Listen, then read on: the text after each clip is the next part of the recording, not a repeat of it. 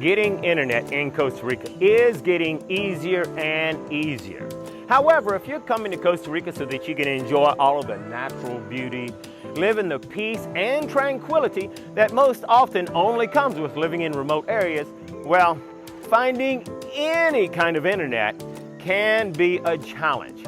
However, it is still possible, but you have to know what to do. Most importantly, you have to be persistent. Even after you've been told 5, 6, 7 times, it's not possible to get internet where you live. Today, let's find out how you can get internet in the most remote areas of Costa Rica.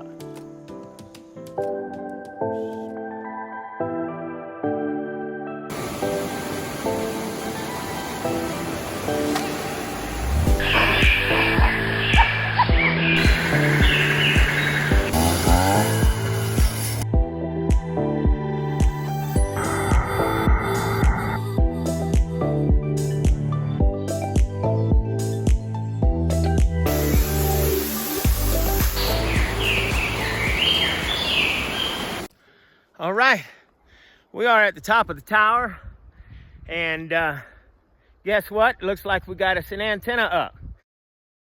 Wait a minute, I'm getting ahead of myself. You see, our off-grid story starts, well, about 3 miles below this mountain. We had to start by carrying 7 10-foot joints of this tower and a 3-foot base up a steep mountain trail for 3 miles. The off-grid homestead is located at 4,770 feet in altitude, and we're surrounded by mountains. If we're going to get internet, we need to find a tall mountain that can see over the hills around us, and we did 3 miles away. After getting the tower pieces to the top of the mountain, that was just the start of our journey. We had to employ pack horses to haul 20 bags of cement, 55-gallon drums, anchors, cables, and tools to the top of the mountain. We put the drums and the tarps out to catch rain so we could have water to mix our cement. After a few days of praying for rain, then it was time to clear a place for the tower and start digging. Right where I'm standing is where the base of the tower is going to be. So I'm going to dig a hole right here for the base, because I'll have to put the base down here, I'll have to concrete it, and then I'll be able to erect the tower right here. Of course, Rebecca supervises and makes for a good gopher. She can go for some water, go for a rag to wipe off the sweat, and do a bit of cheerleading to keep me going. All right, we are finally done digging this hole. And when I say we, well, you can see I got a deep hole, but we is me and this shovel. So I didn't get no help from anybody else, and there ain't no mouse in my pocket. So we finished digging this hole right here. And as you can see, the base right here, of course, I'll have to put cement in here. I'll have to level it all up, but once it's level, I can erect the tower on this base. A few days later, I came back with some muscle and horsepower. Perfecto. Yes. We unloaded our tools, the anchors, a half barrel to mix our cement in, and got ready to go to work. We bolted on the first section of our tower and made sure everything was level. We sure didn't need another leaning tower of Pisa. Then we had to tie the tower down and start mixing cement. Now that was a job right there, and was I ever glad I had an extra set of muscles for help. All right, the last load of cement for the tower base, and I'm whooped.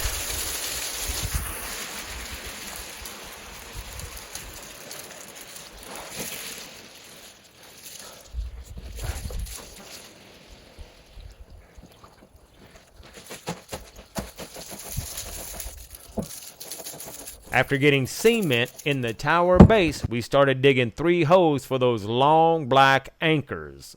And of course, we had to fill those 5-foot holes full of cement and get them in the right position so that later we'll be able to attach our guide wire cables to the anchors. But we need to give our cement plenty of time to dry.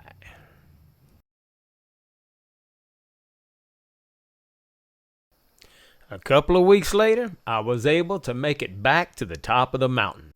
Put on my safety harness and it's time to erect a tower. This is a slow process and it can be dangerous. So folks, don't try this at home. We hoisted up the second piece, align it and bolt it together. Then we started on the third piece, but this time I slowed down the video to let you see a little more of the slow and dangerous process.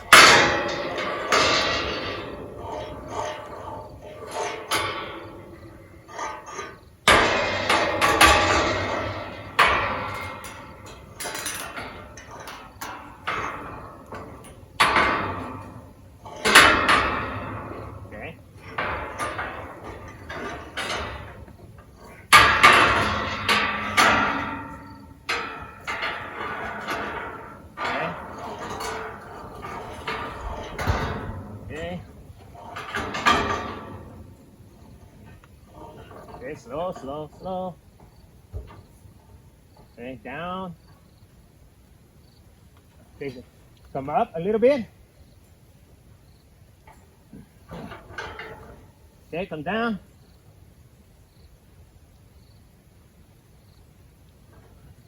Okay.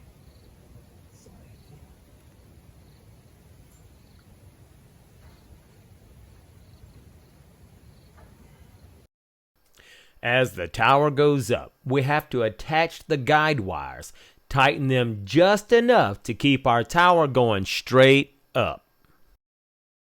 As the day passed, we eventually were able to attach all 7 pieces, tightened up our guide wires, and now we're ready for our antenna. It's looking pretty darn good. After making more trips up the mountain than I can count, I decided I needed horsepower.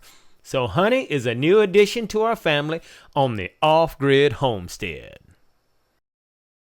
Honey is still new to me, so her and I are still building a relationship. But hey, we're going to saddle Honey up and we're going to see if we can't go to the top of the mountain. I'm all cowboyed up and Honey's ready to go. As you can see, we got her lasso. And here in Costa Rica, they do things different. There's a cable lasso right there. Because, you know, the bulls down here are pretty tough, so they use a cable. You know, they're not real sharp, and it holds the lasso better. No, I'm just lying to you. But hey, anyway, like I said, I'm not much of a cowboy. I rode a good bit when I was younger in my first marriage, because she had a horse, and I'd always have to go and wear the horse out before the kids could ride him. But hey, I'm no pro by no means, and if you see something wrong, well, be kind. Let me know, because I'm open to learning. Nikki, she's ready to go. Nikki, you ready to go? You ready? Are you ready? Yeah. Nikki gets all excited about going. You ready? So that we can then put up the hardest part, and that's that big old satellite. Well, that big antenna. So I've got to strap that to my back, and we got to work our way up there. So let's pray that everything goes well. What you think, honey? Whew, we've had to make a couple adjustments because this antenna, come on, girl, is kind of poking me in the back. But we're making it. So Honey's pretty tired because this is a steep mountain. Come on, Honey, let's go. But we're making it. So if you could take a look at the view, we do have some phenomenal views up here.